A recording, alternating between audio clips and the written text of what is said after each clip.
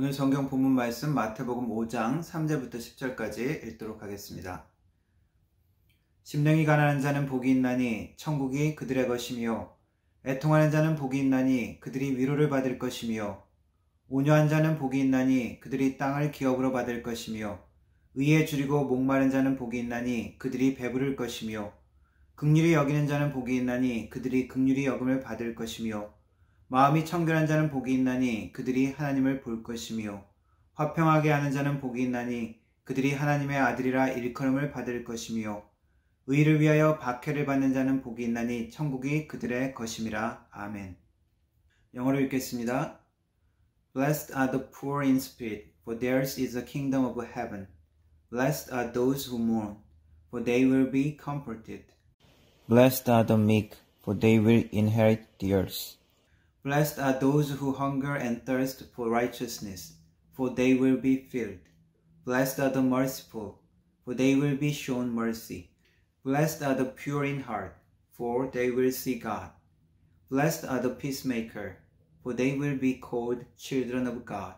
Blessed are those who are persecuted because of righteousness, for theirs is the kingdom of heaven. 아멘. 2021년입니다.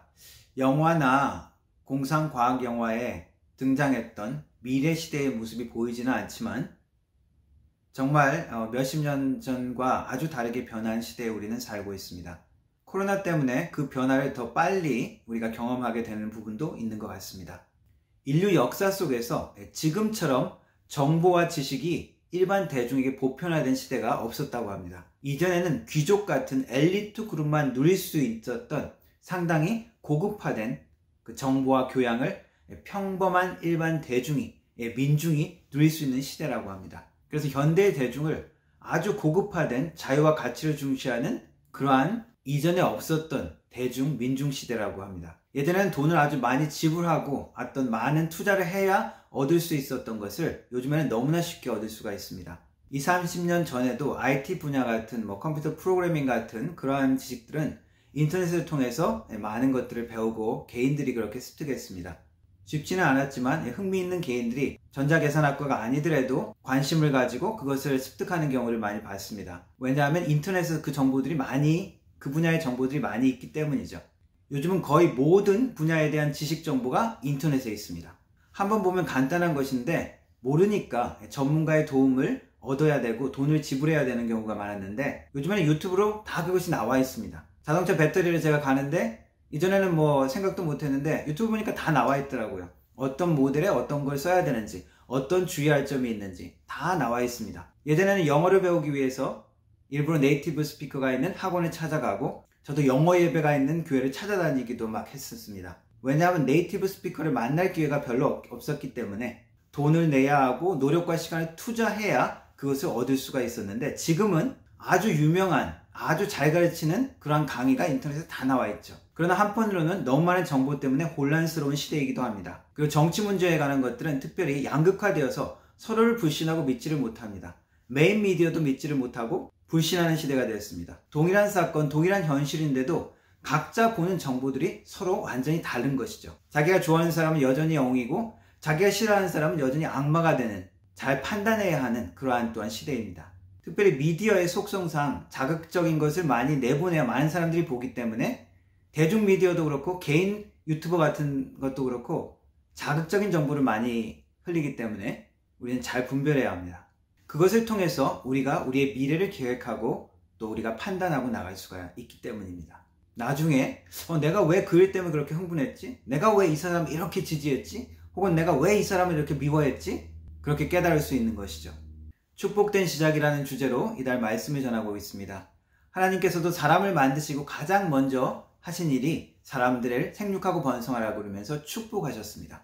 그래서 우리는 하나님이 주신 축복의 실체가 무엇인지 잘 파악하고 나아가는 것이 중요합니다. 왜냐하면 하나님께서 축복을 이렇게 준비하고 이렇게 이쪽에 놓아두셨는데 우리는 다른 쪽만 바라보고 그쪽을 향해서 갈 수 있기 때문입니다. 크리스찬으로서 우리는 축복을 빌고 축복을 구하고 축복을 찾는 것은 옳은 것입니다. 그러나 그 축복이 무엇인지 정확히 볼 수 있는 영적인 눈도 우리가 갖고 있어야 합니다. 지난주에는 구약의 축복에 대한 말씀을 나눴습니다. 시편 1편 복 있는 사람에 대해서 우리가 나눴습니다. 복 있는 사람을 무엇라고 이야기합니까? 악인의 꾀, 죄인의 길, 그리고 오만한 자리에 앉지 않는 사람. 하나님의 말씀, 우리 주님과 밤낮 주야로 교제하는, 묵상하는 자라고 했습니다. 이러한 사람들은 시냇가에 심은 나무처럼 하는 모든 일에 형통함이 나타난다고 했습니다. 구약 말씀의 많은 표현과 이야기들은 그 하나님의 축복의 실제적이고 그리고 구체적인 예를 많이 보여주고 있습니다. 그래서 물질적이며 세상적인 것으로 많이 나타납니다. 아브라함과 이삭과 야곱, 그들은 많은 재산과 많은 가축으로 하나님의 축복을 확인했습니다. 그리고 많은 자녀로 또한 하나님의 축복을 확인하기도 했습니다. 야곱의 아들 요셉 같은 경우에는 한 나라를 다스리는 총리의 모습으로 하나님의 축복을 또한 확인했습니다. 이스라엘 왕국의 역사는 어떻습니까? 왕국이 번성하고 전쟁에서 승리하는 그러한 모습으로 하나님의 축복을 확인하고 하나님의 함께하심을 확인하기도 했습니다. 그러면 신약에서는 하나님의 축복을 어떻게 설명하고 있을까요? 신약에서의 설명은 한 걸음 더 나아가서 더 본질적이고 더 궁극적인 것을 이야기합니다. 표면이 아니라 그 내면 속에 있는 것을 더 깊이 다룹니다. 구약의 의미와 말씀을 재해석하고 또 명확하게 설명해 주시는 분이 많이 있습니다. 구약에 있었던 많은 종교적인 행위, 제사, 그 모든 것들의 의미를 신약에서 분명히 확실하게 본질적인 모습으로 가르쳐 주시죠.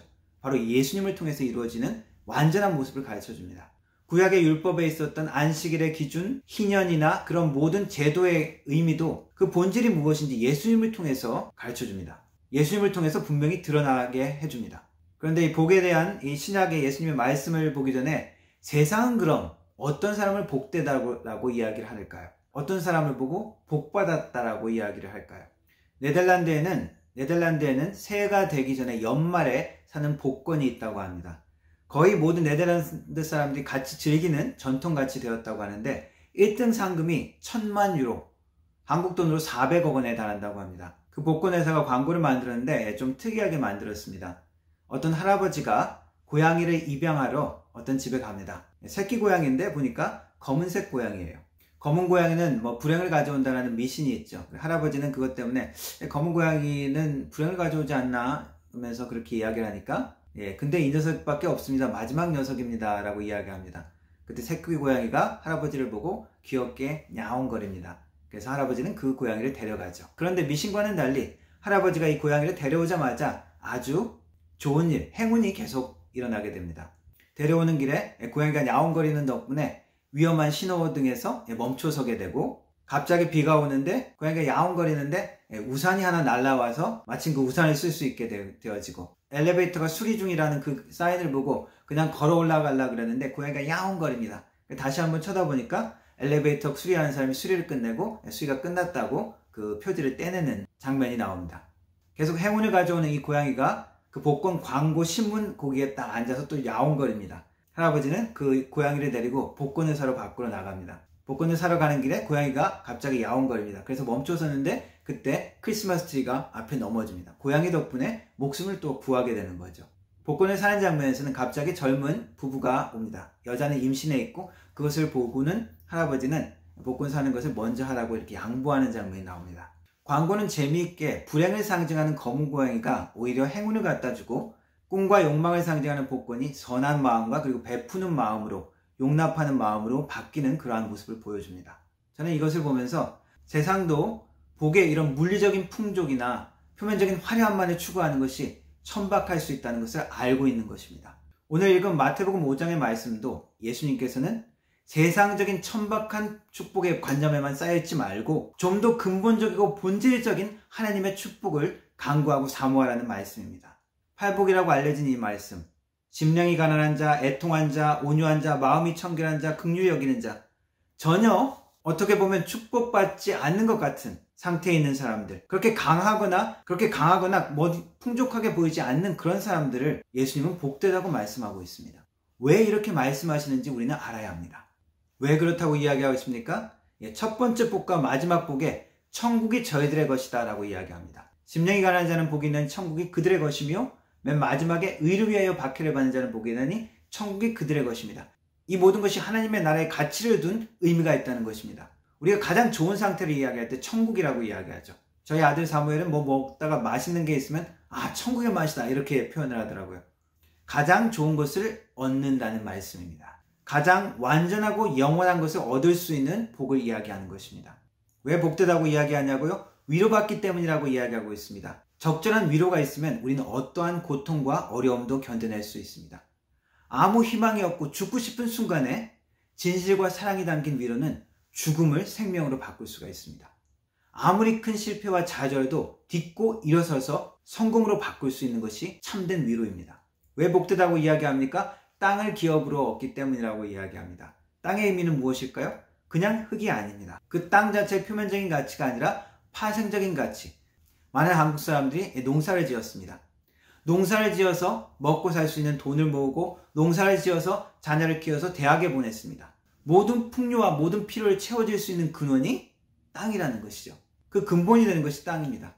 그것을 그 땅을 기업으로 얻을 것이라고 이야기합니다. 기업이라는 의미는 영원히 내 것이 됩니다. 다른 사람에게 뺏길 수 없는, 넘겨줄 필요가 없는 영원한 나의 것, 축복의 근거가 되는 것이 땅의 축복입니다. 또한 배부를 것이라고 이야기하고 있습니다. 채워진다는 것인데 우리가 살면서 공의와 정의가 아니라 불의와 폭력과 반칙과 거짓과 속임 때문에 우리는 많이 고통당하고 있습니다. 그리고 그 비참한 것을 바라보는 것만도 우리는 고통스럽기도 하죠. 이것이 하나님의 때에 채워진다는 약속입니다. 이 땅의 공의와 정의는 어떠한 정치 세력이 어떠한 인물이 들어선다 할지라도 완전할 수가 없습니다. 그러나 하나님 안에서 하나님의 때에 하나님의 방법으로 하나님께서 이루실 것을 약속해주고 있습니다. 긍휼히 여김을 받을 것이라고 말씀하고 있습니다. 사람은 누구나 실수하고 잘못을 할 수 있습니다. 이러한 부끄럽고 수치스러운 순간에 불쌍히 여김을 받는다면, 긍휼히 여김을 받는다면 우리는 안전할 것입니다. 야, 너 몸이 아파서 이러한 사정이 있어서 그랬구나. 그렇게 이해하고 불쌍히 여겨준다면, 야, 너가 잠깐 이것을 잘못 보고 그래서 이런 실수를 했구나. 그래서 불쌍히 여김을 받아준다면 내가 잘못 보아서 이런 사고를 냈구나. 이런 실수를 했구나. 그렇게 긍휼히 여김을 받는다면 다시 일어날 수 있습니다. 실수와 잘못을 안 하면 좋겠지만 정말 실수와 잘못을 했던 그 순간에 용서함 없이 무섭게 심판을 받는다면 많은 사람들이 일어날 수 없을 것입니다. 긍휼히 여김을 받을 수 있는다는 것은 수치와 잘못의 순간에도 딛고 일어설 수 있는, 피할 곳이 있다는 그러한 말씀입니다. 우리 구원의 발판이 되는 것은 바로 긍휼히 여김을 받는 것입니다. 또한 하나님을 볼 것이라고 이야기합니다. 구약의 개념으로 우리 인간들은 하나님을 볼 수 없습니다. 하나님은 너무나 거룩하신 분이기 때문에 하나님 앞에 나아갈 수가 없습니다. 주의 얼굴을 내게 비추소서, 주의 얼굴을 내게 숨기지 마소서라고 기도하는 시편의 장면이 많이 나옵니다. 주님의 얼굴을 본다는 것은 영광이요, 은혜요, 평안이요, 기쁨인 것입니다. 하나님은 모든 좋은 것의 근원이기 때문에 하나님을 본다는 것은 축복 그 자체를 상징하는 것입니다. 모든 축복의 시작을 의미합니다. 불신자들은 하나님의 얼굴을 보는 이 기쁨과 은혜를 결코 알지 못하죠. 또한 하나님의 아들이라 불릴 것이라고 이야기합니다. 왕의 아들이니까 엄청난 영광과 축복이죠. 하나님의 나라의 주인은 하나님이신데 하나님의 아들이 되니 당연히 그 나라도 그 자녀의 것이 될 수 있습니다.